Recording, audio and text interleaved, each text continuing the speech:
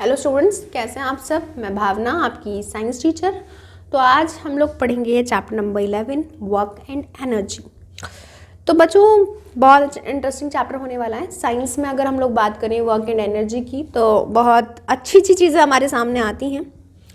सभी लोग जानते हैं वर्क एंड एनर्जी को। अगर सर्दियाँ हैं तो अगर आपको देखना है वर्क एंड एनर्जी की क्या पावर होती है, तो जब आप इसे रब करते हैं, आप इसे एनर्जी देते हैं, आप एक वर्क कर रहे हैं और ये हीट होना स्टार्ट हो जाते हैं, तो ये काम करती है। नहीं क्या है, एनर्जी और वर्क का एक सबसे अच्छा एग्जाम्पल यही है।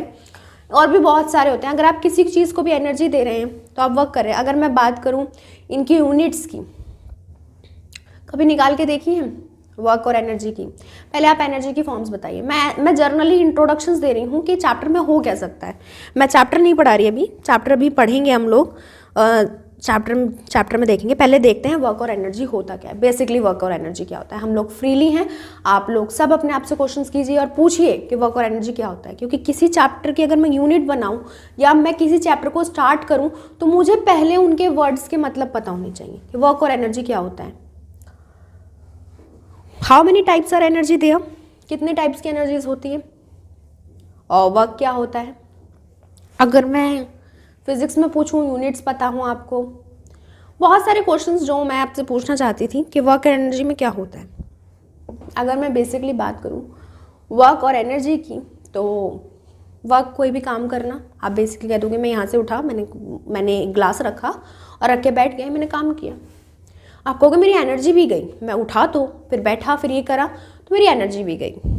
मैं कहूँगी अच्छा बेटा, लेकिन मैं तो इसे कोई काम नहीं मानती, क्योंकि आप उठे, आपने ग्लास रखा, फिर आप वहीं पे जाके बैठ गए जहाँ पे आप थे। तो मेरे लिए तो अगर मैं बात करूँ वर्क की, तो work is equals to force into displacement, और force equals to mass into acceleration. सुनाई दिया? यानी क्या हुआ कि force equals to mass into acceleration and work equal to force into displacement. तो एक्सीलरेशन जो वर्ड है उसका मतलब क्या होता है? Displacement. Displacement is what? Displacement is that कि अगर मैं किसी चीज़ को यहाँ से लेके यहाँ तक कवर करती हूँ एंड अगेन मैं यही चीज़ काम कर देती हूँ, तो one distance is plus and another is minus, so what we have? Zero. तो हमारे पास जीरो आती है, तो जिसके कारण मेरा कोई काम हुआ ही नहीं। According to me and according to physics कोई काम नहीं हुआ, मेरे पास वर्क जीरो रहा। एनर्जी की बात करूं तो एनर्जी में भी मेरे पास क्या आता है? एनर्जी मेरे पास बच्चों टू टाइप्स की होती है। One is potential and second is kinetic. What is kinetic and what is potential? Potential is that कि अगर मैं क्या करूं, मैं किसी चीज को ग्रेविटी एंड हाइट प्रोवाइड करा दूं, that is potential energy. And kinetic energy is that कि अगर किसी चीज में मास है, जैसे कि मैं हूँ बच्चों, अगर मैं पूछूं कि मेरे में कौन सी एनर्जी होगी, काइनेटिक होगी या फिर पोटेंशियल होगी, तो आप कैसे डिवाइड करोगे? आप बोलोगे मेरे पास अपना मास है, यानी कि मेरे पास अपनी कोई वैल्यू है एंड दिस वैल्यू मूव्स। तो ये वैल्यू जो मूव कर रही है, ये मेरे पास कौन सी एनर्जी है? काइनेटिक एनर्जी है। और काइनेटिक का फॉर्मूला क्या होता है? Half mv²। और पोटेंशियल इज दैट कि मैं ऊपर से नीचे गिर जाऊं या मैं किसी चीज़ को गिराऊं, थ्रो करूं, तो वो क्या है? पोटेंशियल एनर्जी है। उसका फॉर्मूला क्या होता है? mgh। लेकिन अगर मैं बात करूं, कभी निकाल के देखना, मैं भी काफ़ी फुर्सत में हूँ, वैसे मैं भी निकाल सकती थी। वर्क और एनर्जी का यूनिट क्या होता है? सबका यूनिट जूल ही आने वाला है, लेकिन आप एक बार ये होमवर्क करके देखना और एक टॉर्क्यू और लिख लो work, kinetic energy, potential energy and torque. इनकी यूनिट्स निकाल के देखना, सबकी यूनिट सेम आने वाली है। चलो, बहुत इंटरेस्टिंग चैप्टर है, बहुत ज़्यादा बात कर ली और बहुत ज़्यादा चैप्टर्स के थोड़े बहुत मतलब भी समझाया, वर्ड्स का मीनिंग क्या होते हैं। अब हम लोग बात शुरू करते हैं। इन the previous few chapters we have talked about way of describing the motion of objects, कि कैसे मोशंस होती है ऑब्जेक्ट्स में। हमने प्रीवियस 2 लेक्चर्स में या प्रीवियस 2 चैप्टर्स में पढ़ा है मोशंस। जब हम लोग मोशन स्टार्ट किया था 8 चैप्टर से, तब हम लोग मोशन ही पढ़ रहे हैं, मोशन को जान रहे हैं। फिर हमने न्यूटन को जाना, न्यूटन ने बोला भैया मोशन तो ग्रेविटी में भी होती है। हमने न्यूटन भैया को भी बड़ी रेस्पेक्ट दी और हम आगे चले गए। तो अब हम लोग आ गए वर्क एंड एनर्जी पे, यानी हम लोग मोशन को और आगे बढ़ा रहे हैं, और वो ये भी मोशन का ही पार्ट है कि हम लोग काम कर रहे हैं, किसी चीज़ को एनर्जेटिक में ला रहे हैं। आप देखेंगे एक फॉर्मूला काइनेटिक का उठा लीजिए, या फिर आप उठा लीजिए वर्क का। Work is what work is force into displacement. लिख लीजिए कहीं पर फॉर्मूला, मैं बार बार बोलूंगी क्योंकि। तो डिस्प्लेसमेंट क्या होता है? डिस्प्लेसमेंट होता है हमारा एक तरीके से किसी चीज़ को मोशन का, यानी कि कितना टाइम लगा, कितना क्या रहा, कितना पोर्शन रहा, दैट इज डिस्प्लेसमेंट। तो अगर मैं वर्क की बात करूं तो वर्क में हमारा कुछ चीज़ चल रही है या कुछ हो रहा है तो एक इंटरवल आता है मेरे पास। तो ये भी हमारा क्या है? ये इंटरवल, दैट इंटरवल, ये इंटरवल कहाँ से आ रहा है? इज कमिंग फ्रॉम मोशन, ये हमारे पास मोशन की वजह से आ रहा है। तो मोशन तो है ही, इन्होंने एक लाइन दे दी तो वो इन्होंने बिल्कुल सही दी है। In the previous few chapters we have talks about way of describing the motion of objects, the cause of motions and gravitation. Other concepts that help us understand the interpretant many natural phenomena is work.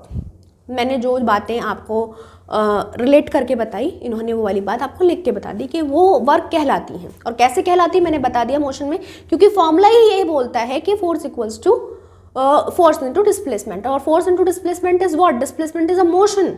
तो वो motion हमारी यहाँ पे आ जाती है। ये सभी चीज़ें हमें बताती हैं कि ये फिनोमिनाज क्या है, वर्क के फिनोमिना है। चलिए, closely related to work and energy and powers, in this chapter we shall study these concepts. इन चैप्टर में हम लोग ये कॉन्सेप्ट्स के बारे में समझेंगे, इन्हें अंडरस्टैंड करेंगे। What is that is concepts? All living beings needs food. हम जानते हैं सभी लिविंग ऑर्गेनिजम्स को खाने की ज़रूरत होती है, खाना उनकी बेसिक नीड और बहुत ज़रूरत होती है। Living beings have to perform several basic activities to survive. Living beings को बहुत सर्वाइव करने के लिए एक बेसिक यूनिट चाहिए। The basic unit is what? Food. और फूड क्या करती है? हमें एनर्जी प्रोवाइड कराती है। ये बात हो गई, लेकिन ऐसा होता है कि हमारे पास खाना आएगा तब हमारे बच्चों, हमारे जितने भी बॉडी पार्ट्स हैं वो डेवलप्ड होते हैं, और जब वो डेवलप्ड होते हैं देन क्या होता है? आपने देखा होगा जो कुछ नहीं करता उसका शरीर काफ़ी फूलने लग जाता है, क्योंकि वो अपनी एनर्जी को वेस्ट कर रहा है। और जो उसकी एनर्जी जो वेस्ट हो रही है उसके कारण क्या हो रहा है कि उसके हाथ का साइज़ काफ़ी बिगर हो गया है, या आप बोलिए आम तौर पे चीज़ें बिगड़ती हैं ही। तो हम लोग, क्योंकि जितना हम लोगों को न्यूट्रिशन मिल रहा है हम लोग उतना वर्क नहीं कर रहे हैं, तो अपनी एनर्जी को हम लोग निकाल नहीं रहे हैं। तो बच्चों क्या होता है, एनर्जी और वर्क में यही रिलेशनशिप है कि अगर हम लोग वर्क और एनर्जी करना स्टार्ट कर देते हैं तो हमारी चीज़ें काफ़ी न्यूट्रलाइजेशन हो जाती है। इन्होंने लाइफ प्रोसेस बता दिया। The energy of these process comings from food. ये एनर्जी हमारे पास खाने से आती है। We need energy from other activities like playing, singing, reading, writing, thinking, jumping, cycling and running. इन सब के लिए हम लोग को एनर्जी चाहिए। और वो एनर्जी आती कहाँ से? Where we get these energies? From food. हमें फूड से मिलती है, हम खाना खाते हैं, हमारी एनर्जी आ गई, अरे वाह आज तो गाना गाना है, गाना गा लिया, फिर वो करना है, जो करना है वो कर लिया अपने आराम से। Basically activities that are strenuous require more energy.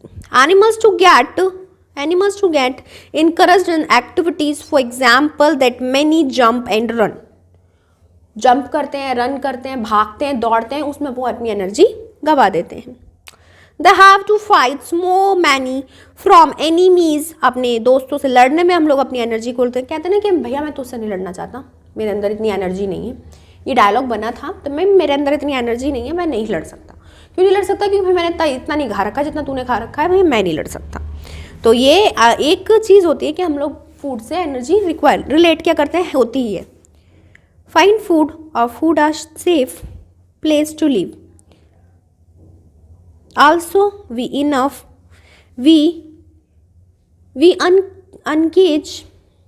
engage some animals to lift weight, carry loads, pull carts or plug files. All such activities required energies. Think of machines, list the machines that you have come across. Why do some energies required fuel like petrol?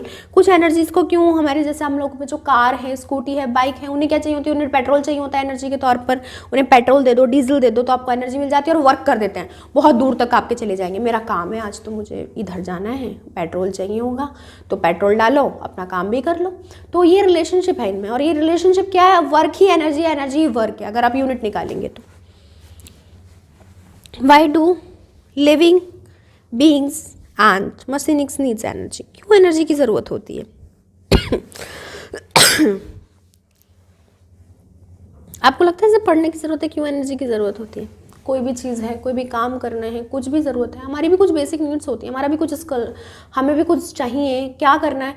अब ये कोई ना है कि हम लोग आए हैं इस दुनिया में सिर्फ लेटे लेटे मर जाएंगे, नहीं ना। तो एनर्जी की रिक्वायरमेंट किस लिए? हम जिससे काम कर सकें। हमारे पास भी 100 जिम्मेदारियाँ हैं, 100 तरीके हैं एक काम को करने के और उस काम को सही करने के। अब बच्चों अब आप लोग पढ़ रहे हैं, पढ़ के आप लोग बहुत सारी चीज़ें आगे बढ़ा सकते हैं। अब जब पहले के टाइम से आज के टाइम में कितना फ़र्क आया है, और वो अगर मैं पूछूं वो फ़र्क अच्छा था या गलत था, तो वो अच्छा था। तो जो हमारे पीछे जो जनरेशन रही उसने इतना काम किया, इतनी एनर्जी ली और हम लोगों को ये सब चीज़ें प्रोवाइड कराई, तो ये अच्छे मैनर में है। तो अगर हम लोग बोले हम लोगों को क्यों एनर्जी की ज़रूरत है, क्वेश्चन गलत लगता है मेरे को। इसका आंसर गलत नहीं है, क्वेश्चन गलत है। क्यों ज़रूरत नहीं है? ज़रूरत है। अगर हम लोग एनर्जेटिक रहेंगे तो हम लोग बहुत सारे काम इजीली कर सकते हैं। और हम लोग काफ़ी, आप में से कितने लोग होंगे जिनके पास बहुत सारे न्यू आइडियाज़ होंगे जो हम लोगों को मिलेंगे, हमारा काम इजीली हो जाएगा और हम लोग अपना टाइम सेव करके आगे काम करेंगे कुछ और। तो आज के टाइम में क्या है, पहले लोग बोर होते रहते थे, 3-4 दिन तक बोर होते रहते थे, फिर उनका कोई काम करने का मन नहीं करता था। आज के टाइम में क्या है कि आप टीवी खोलो, 3 मिनट बाद आप थोड़ा रिलैक्सेशन मिल गया, हाँ भैया हंस लिए, सब कुछ हो गया, चलो अब कुछ और काम करते हैं। तो जो लोग आए जिन्होंने हम लोग को कोई प्रोसेस दिए, बहुत सारी चीज़ें हुई, ये बहुत अच्छे वे में हुई। मैं इसे बुरे वे में नहीं मानती, बहुत अच्छे वे में मानती हूँ। तो एनर्जी की हमें इसलिए ज़रूरत है। और जो इन्होंने दे रखा है भैया वो आप देख के पढ़ सकते हैं, मैं ये नहीं पढ़ाऊँगी, ये आप खुद पढ़ लेना, मैं वर्क पढ़ाऊँगी। चलो हम वर्क पे आते हैं। वर्क क्या होता है, काम क्या है? एक पॉइंट लिखा मैंने फिलहाल। चलो वर्क क्या है? What is work? That is a difference in the way we use the term work day to day life and the way we use it in science. एक हम लोगों ने साइंस में भी यूज़ किया। To make this point clear let us consider a few examples. वही few examples दिए होंगे कि वर्क हार्ड करिए, या फिर किस तरीके से आप मूवी देखते देखते अपना वर्क कर लेते हैं, बहुत सारी चीज़ें होती हैं। तो वर्क हम लोग काफ़ी चीज़ों में समझ चुके हैं, तो मैं नहीं सोचती, मैं एक्टिविटी देखती हूँ। चलो एक्टिविटी देखते हैं बच्चों। एक्टिविटी जो दे रखी है आपकी 11.1 पे, वो देखते हैं, वो मुझे अच्छी लग रही है थोड़ी सी। We have discussed to in the above paragraphs a numbers of activities which we normally consider to be work. जो हम लोग नॉर्मल तौर पे वर्क के लिए करते हैं। और वर्क में हम लोग क्या करते हैं? हम लोग पिक्चर देख रहे हैं तो हम लोग काम कर रहे हैं, हम लोग खाना खा रहे हैं तो हम लोग काम कर रहे हैं, क्योंकि हम लोग के हैंड मूव कर रहे हैं, हम अपनी एनर्जी लगा रहे हैं खाना खाने में, तो हम लोग काम कर रहे हैं। तो ये सब चीज़ें क्या है? ये सब चीज़ें काम में आती है। अब आर्ग्यूमेंट के तौर पे घर पे जाके मम्मी से ये मत कहना कि मैं खाना खाता हूँ तो मैं काम करता हूँ। तो ये सब चीज़ें क्या है? ये सब चीज़ें फिजिक्स में है, फिजिक्स में ऐसी चीज़ें हैं, लेकिन घर में मम्मी का जो वे है वो भी सही है। In day to day life for each of these activities ask the following questions and answers them। क्या आपको कुछ क्वेश्चन पूछे गए, आपको उनके जवाब देने हैं। चलो मज़ा आने वाला है, देखते हैं कौन जवाब देता है। What is the work being done on? बताइए। What is happening to the object when what is doing the work? Who what doing the work? तो अगर मैं बात करूं, देखिए जो इन्होंने क्वेश्चन पूछे उनके आंसर्स मैं देती हूँ, मुझे ही देने। और क्या होता है कि देखिए वर्क जब हम लोग काम करते हैं, मैंने बोला कि मैं उठ के मैंने खाना रखा और मैं फिर वापस जाके बैठ गया, तो मैंने कोई काम नहीं करा। तो वर्क करना एक चीज़ होती है कि क्या है कि काम होना चाहिए और वो चेंज होना चाहिए। मैं एक बॉल पे फोर्स लगा रही हूँ और वो बॉल का साइज शेप बिल्कुल नहीं बदल रहा, तो मैं कोई काम नहीं कर रही हूँ, क्योंकि मैंने जो काम किया उसका कुछ रिजल्ट नहीं निकला। बहुत से ऐसे काम होते हैं, आप लोग बच्चों मेहनत कर रहे हैं, सब कुछ कर रहे हैं और आपका रिजल्ट अच्छा नहीं आया, तो मम्मी बोलेगी क्या कि आपने पढ़ाई करी होगी? वो क्या बोलेंगी?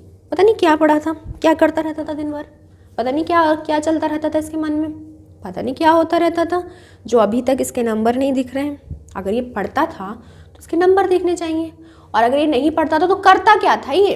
तो ये क्या है, ये कॉन्सेप्ट अगर हम लोग वर्क में लगाएं तो वर्क में भी यही चीज़ें हैं कि मैंने बहुत फोर्स लगाई, सब कुछ करा, पर मैंने एक्सीलरेशन भी दी, लेकिन उसका डिस्प्लेसमेंट ज़ीरो रहा। जिसके कारण मैंने कोई काम करा ही नहीं। तो ये इन सब चीज़ों के आंसर्स हैं इन क्वेश्चंस के। एग्जाम्पल्स भी समझ लिए हम लोगों ने। अब नेक्स्ट पॉइंट पे आते हैं।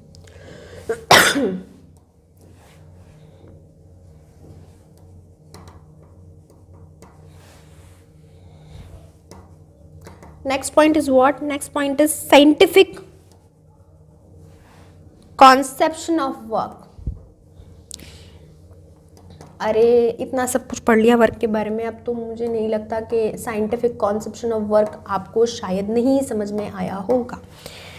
फिर भी अगर किसी का मन हो तो वो मैं उसे 3 सेकंड देती हूँ कि इसका जवाब बताए। साइंटिफिक कॉन्सेप्शंस ऑफ वर्क, कि साइंटिफिक क्या कॉन्सेप्शंस हो सकते हैं काम को लेकर।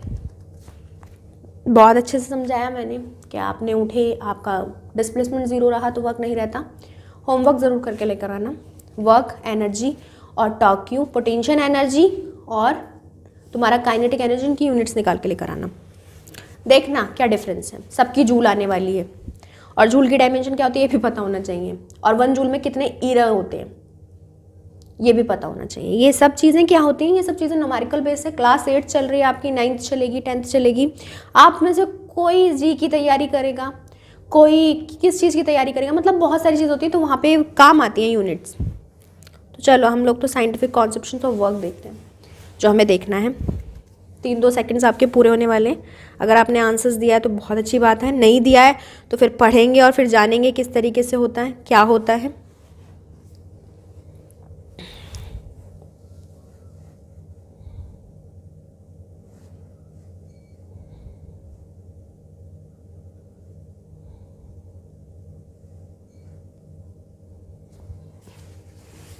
शुरू करते हैं चलो। To understand the way we view work and define work from the point of view of science. Science के व्यू से अगर मैं वर्क को देखूं, काम को देखूं, let us consider some situations. कुछ सिचुएशंस मैं आपको दे रही हूँ, कुछ सोच रही हूँ, बता रही हूँ। Pools a pedal lying on a surface. एक पैडल, साइकिल चला, सोचो आप साइकिल चला रहे हो, चलो साइकिल चला रहे हैं और वो पैडल पुट कर रहे हैं। The paddle moves from a direction, distance. You exerted a force on a paddle and paddle got displaced. आप बार बार पैडल चला रहे हैं and the cycles move and क्या हो रहा है कि वो पैडल जाता है, फिर उधर आता है, फिर डिस्टेंस ऐसे कवर करता है। ऐसे चलता है, नहीं चलता है? देखा है कभी पैडल को चलते हुए साइकिल में? ऐसे चलता है। तो वो चलता है, मूव जैसे करता है। Girls pull a trolley and the trolley moves through a distance. The girl has exerts a force and the trolley is a displacement. Therefore, what is done? बताइए बच्चों क्या डन रहा होगा यहाँ पर, कितना काम हुआ होगा? लिफ्ट अ बुक, एक बुक को लिफ्ट करिए फ्रॉम अ हाइट। हाइट पे बच्चों उसे लिफ्ट करिए। To do this, you must apply a force. तुम्हें जब भी तुम इसे ऊपर को बुक को इधर रख कर और ऐसे करके ऐसे फोर्स करोगे तो तुम्हें कुछ ना कुछ तो लगेगा। जैसे कि मैं बोलूँ मैंने ये मार्कर रख के ऐसे करके ऐसे करा तो कुछ तो बच्चों फोर्स लगी होगी, ठीक है? तो the book rising up, book ऊपर को आने लगी। This is a force applied on a book, जिसके कारण मैंने उसमें, मुझे पता लगा कि मैं उसमें फोर्स अप्लाई कर रही हूँ। And the force book had moved, जिसके कारण बुक मूव करी। Hence what is done, क्या यहाँ पर काम हुआ? तो बच्चों 3 एग्जाम्पल्स, अभी तक मैंने 1 एग्जाम्पल लिया है, 2 एग्जाम्पल्स लिया, हम बाद में उसका डिस्कशन करेंगे, ठीक है?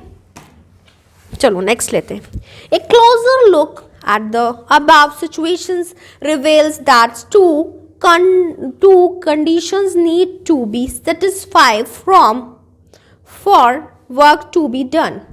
A force should act on an object and the objects must be displacement.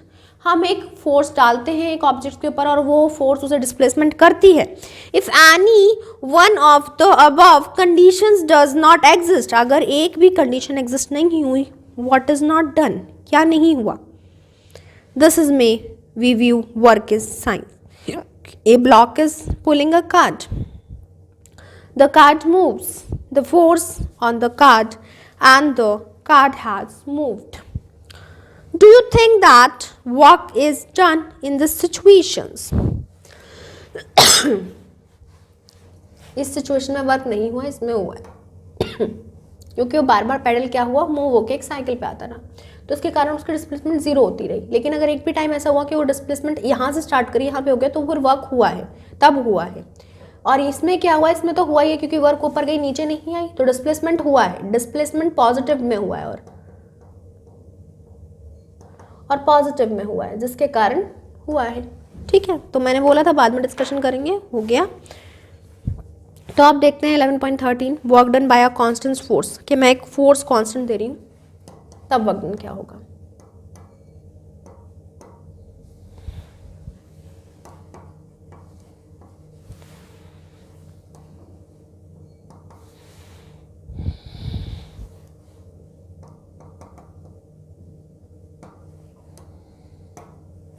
Constant force, force constant है मतलब डिस्प्लेसमेंट चेंज होती रहेगी पर मैं फोर्स उतनी रिक्वायर करूँगी। ठीक है, तो कुछ ऐसे ही है, मैं बार बार बोल रहे थे लिख लो, चलो मैं ही लिखवा देती हूँ। Force is equal, work done equals to force into displacement. ठीक है, how is work define in science, कैसे साइंस में वर्क डिफाइन किया गया है। To understand this we shall first consider two cases when the force is acting in the direction of displacement, only depend on the direction of displacement.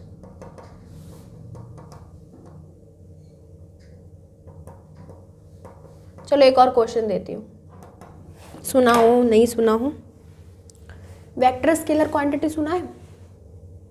नहीं सुना? नहीं सुना तो गूगल पे सर्च करना, और सुना है तो बताओ वर्क हमारा वेक्टर क्वांटिटी है या स्केलर क्वांटिटी है। होमवर्क है, let a constant force F act on an object, let the objects be displaced through a displacement जैसे चेंज होती रहती है, as is the direction of the force, as क्या है, as depends only हमारा direction पे depend करता है। मैंने बोला कि मैं आई पीछे चली गई, what is my work done, zero, क्योंकि मैं जिस पॉइंट से गई और उस पॉइंट पे वापस आ गई, direction is positive now and now it's a negative, और positive plus negative and the magnitudes are same what, one paddle is here and one paddle is here. Now plus 1 minus 1, what is that? That is 0. So what we have, work done is 0. So हम लोगों को अगर बात करूं ऑल्स dependence in about displacement, के displacement कितना हुआ, क्या हुआ, यही वर्क डन होता है फोर्स के साथ साथ, if we required a constant force. ठीक है, thus force work done by a force acting on an object is equals to the magnitude. देखो इन्होंने भी एक वर्ड लिया मैग्नीट्यूड, दैट इज, मैंने आपको पहले ही बताया वो शायद, कुछ की पॉइंट्स होते हैं। की पॉइंट इन द सेंस कि जब मैं किसी सब्जेक्ट्स की बात करती हूँ या किसी सब्जेक्ट्स में मैंने स्टडी कर रखी है या किसी सब्जेक्ट को मैं बहुत अच्छे से समझती हूँ, तो मुझे उसके कुछ की पॉइंट्स पता होंगे।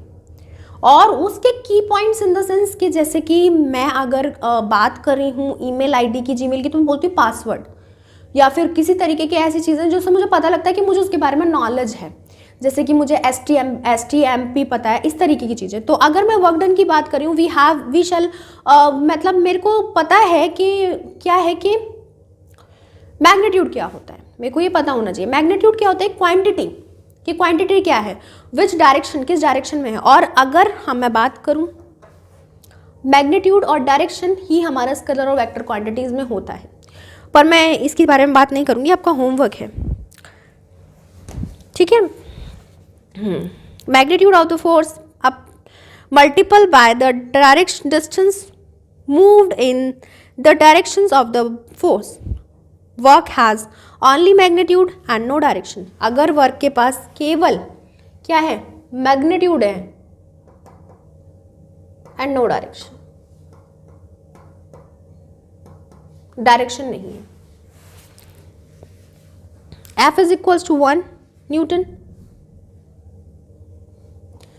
इसमें हम लोगों को जो फोर्स दी हुई है वो फोर्स दी हुई है जैसे कि क्या 1 न्यूटन दे रखी है। ठीक है, और हम लोगों को टाइम दे रखा है 1 मिनट का, ठीक है। और इन्होंने, मैंने बोला जूल में बताते हैं, तो जूल की अमाउंट क्या होगी, तो जूल की अमाउंट देखो बच्चों सब कुछ 1 1 दे रखा है, सब कुछ 1 1 है, तो कुछ होगा तो जूल जूल ही रहेगा। सिंपल सा पूछा है इन्होंने कि क्या होगा, तो जूल जूल ही रहेगा। इन्होंने पूछा लुक एट 11.1 की एक्टिविटीज़, जो हम लोग चलो नेक्स्ट लेक्चर में देखते हैं। 11.1 की वो जो हमारी एक्टिविटी दे रखी है ये हम लोगों ने करा, बहुत अच्छा लगा। ये वर्क सेशन बहुत कम पढ़ाया मैंने, मुझे लग रहा है थोड़ा और हो सकता था, लेकिन चलो नेक्स्ट लेक्चर्स में देखते हैं। तो काफ़ी अच्छे से हम लोगों ने देखा वर्क और एनर्जी के बारे में, वर्क क्या होता है, साइंटिफिक कॉन्सम्पशन ऑफ वर्क, और work by a constant force, तो ये हम लोगों ने देखा। जो बच्चों इसके आगे के जो टॉपिक्स हैं वो हम लोग नेक्स्ट लेक्चर्स में करेंगे, होमवर्क ज़रूर करना। मिलते हैं बच्चों नेक्स्ट लेक्चर में, till then take care, good bye.